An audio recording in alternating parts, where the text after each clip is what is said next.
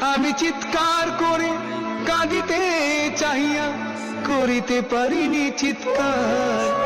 আমি চিৎকার করে কাঁদিতে চাহিয়া করিতে পারিনি চিৎকার।